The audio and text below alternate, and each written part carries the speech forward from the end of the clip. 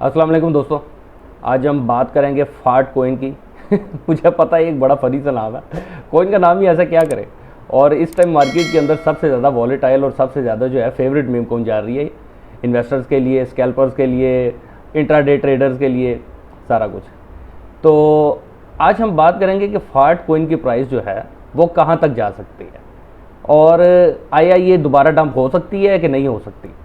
सबसे पहले तो हम देखेंगे कि इसका जो ऑल टाइम हाई है वो $2.75 है, मीन्स के $2.75 तक ये पंप हुई है। उसके बाद जब ये गिरी है तो इसका ऑल टाइम लोज जो था वो तकरीबन है 20 सेंट कह लें, 20 सेंट के करीब। ठीक है, यहाँ पर हम एक लाइन ड्रॉ कर देते हैं, यहाँ तक गिरा। फिर इसके बाद इसमें दोबारा पंप आया और इस टाइम ये ट्रेड हो रही है तकरीबन 0.83 सेंट्स पे।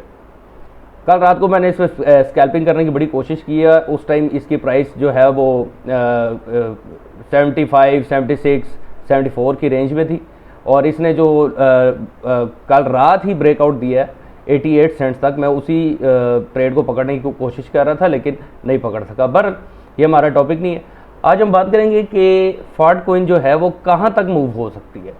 ठीक है, सबसे पहले तो हम देखेंगे कि इसने एक हेड एंड शोल्डर सॉरी एक हैंडल एंड कप का जो है वो ब्रेकआउट किया है। यहाँ मैं आपको ड्रॉ करके दिखा रहा हूँ। ठीक है, ये देखें, ये कप की शेप है इसकी। ठीक है, और उसके बाद ये इसका आगे हैंडल था। ठीक हो गया। उसके बाद अब देखेंगे इसने बड़ा अच्छा ब्रेकआउट दिया, बहुत ज़बरदस्त ब्रेकआउट दिया और ये ऑल द वे जो है 98 सेंट्स तक इसने पंप किया।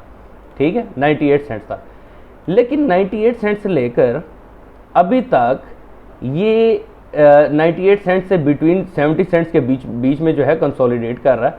और अगर आप देखें, अगर आप गौर से देखेंगे तो यहाँ इसने बड़े ज़बरदस्त से पिलर्स बनाए हुए हैं। Actually most of the time लोग इन्हें कंसोलिडेशन बोलते हैं, लेकिन ये कंसोलिडेशन नहीं होती, इसको हम पिलर्स बोलते हैं।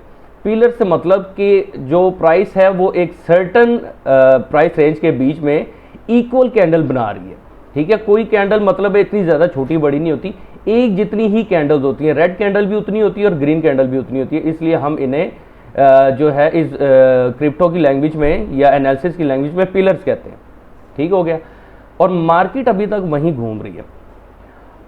अब सवाल ये पैदा होता है कि क्या फाट कोइन जो है वो $1 तक जाएगा या फिर वापस ये अपने प्रीवियस ऑर्डर ब्लॉक तक आएगा। तो देखें, इसमें क्लियर सी एक चीज़ है कि यहाँ से इसने पंप लिया। ठीक हो गया, यहाँ पर इसने पिलर्स बनाए और अभी तक ये ऊपर ही मूव कर रही है। दैट मीन्स कि अभी भी ये बुलिश मोमेंटम में ही है। इसकी रीज़न क्या है? इसकी रीज़न ये है कि ये दो ट्रेंड लाइंस आप देख रहे हैं, एक ग्रीन कलर की, एक रेड कलर की है। जो ग्रीन कलर की है 9 EM है और जो रेड कलर की है 15 EM है। यहाँ से इस जगह से मार्केट ने एक अच्छा जो है पुल बैक लिया और 915 EMA के ऊपर ट्रेड हो रही है। जब तक मार्केट 915 EMA के ऊपर ट्रेड हो रही है इसको बुलिश ही कंसिडर किया जाएगा। अगर कोई भी कैंडल 1 डे टाइम फ्रेम में 915 EMA के नीचे या 15 EMA के नीचे क्लोज करती है तो वो फिर एक रिवर्सल पॉइंट हो सकता है। मीन्स के मार्केट जो है डंप हो सकती है, कोइन की प्राइस जो है वो नीचे जा सकती है। और अगर हम गौर से देखेंगे तो यहाँ पर अभी एक फेयर वैल्यू गैप भी बाकी है यहाँ पे। ठीक है, आया इसकी एक इंड्यूसमेंट की है एक छोटी सी रेड कैंडल ने। ठीक है, लेकिन स्टिल यहाँ पर एक जो है FVG बाकी है। अगर यहाँ तक मार्केट आती है और यहाँ से रिवर्सल लेती है तो ठीक है, 915 जो है EMA के नीचे।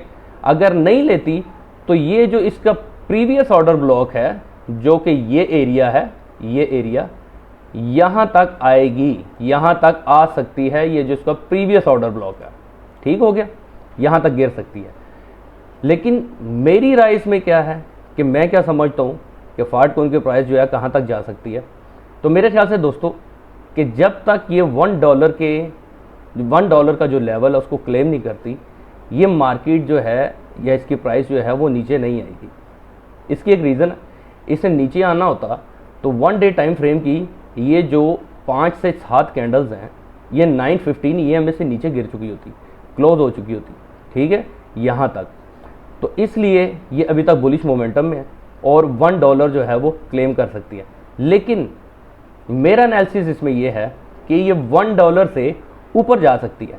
अगर ये $1 का लेवल क्लेम करती है तो ये सारा जो आप एरिया देख रहे हैं, ये सारा एरिया खाली है, यहाँ कोई रेजिस्टेंस नहीं है, यहाँ पर कोई भी रेजिस्टेंस नहीं है जो इसकी प्राइस को रोक सके, यहाँ कोई रेजिस्टेंस नहीं है। ठीक है, एक्चुअल इसकी रेजिस्टेंस कहाँ बन रही है? इसकी रेजिस्टेंस बन रही है तकरीबन 1.3 से लेकर, ठीक है, और 1.14 के बीच में इसकी रेजिस्टेंस बन रही है। ये $1 से जो है अपना पुल बैक नहीं लेगा।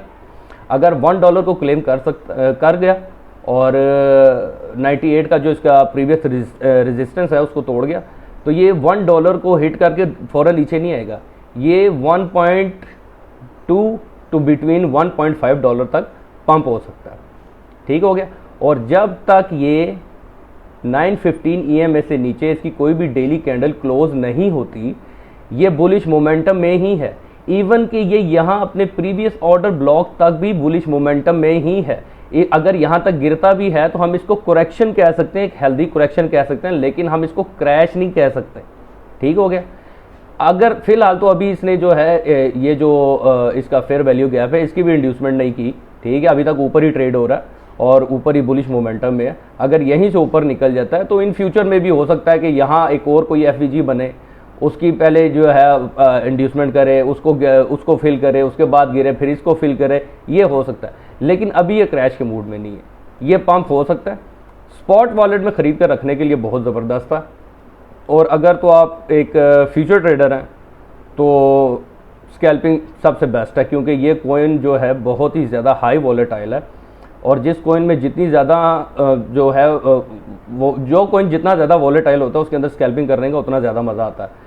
लेकिन आप इसको अगर स्पॉट में ख़रीद के रखें तो वो ज़्यादा बेहतर है। लेकिन एक बात याद रखें, ये कोई फाइनेंशियल एडवाइस नहीं है, ये जस्ट मेरा अपना टेक्निकल एनालिसिस है।